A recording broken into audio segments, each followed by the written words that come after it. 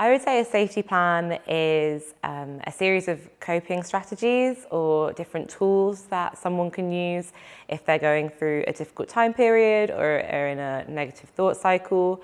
A safety plan is just different methods they can use to help navigate those feelings and hopefully feel better from using them.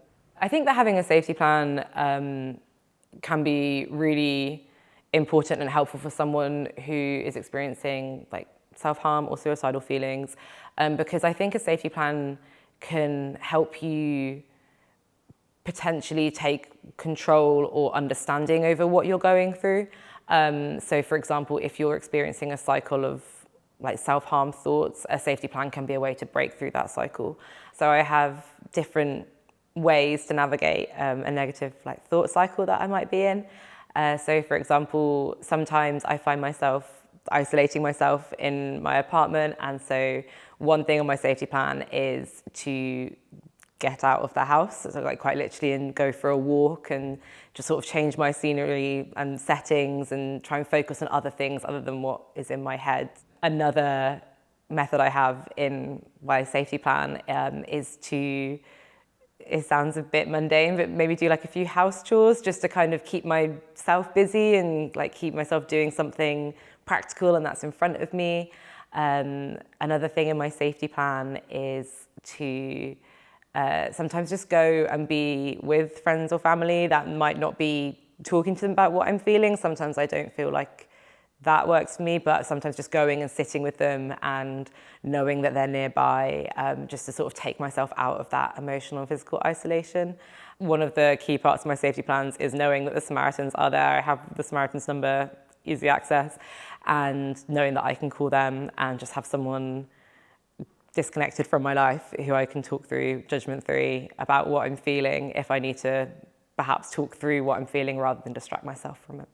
I like to see my safety plan as a toolkit because sometimes some things work and some things don't, not unlike an actual toolkit. So it's like, okay, I'm feeling like this, maybe this coping strategy, maybe I need to go for a walk because I'm feeling very trapped in, or maybe I need to be with other people because I'm feeling very like emotionally isolated.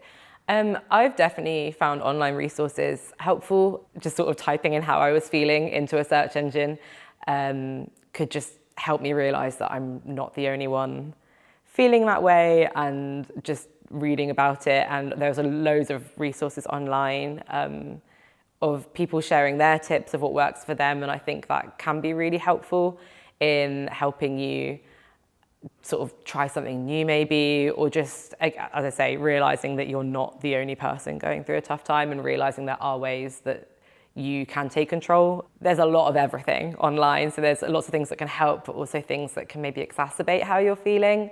Personally, having space away from, for example, my phone, in terms of like being online has definitely been helpful.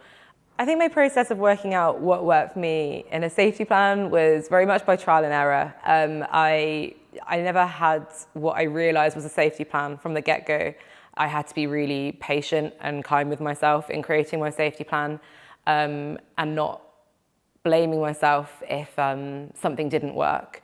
It takes time. I personally didn't think that it was like writing a list and then great, done. It took time to work out what did and what didn't work for me. And so I would say if someone's wanting to create their own safety plan, that is something to bear in mind. Because I often isolate myself, the things in my safety plan that help me the most are the things that counteract that in different ways.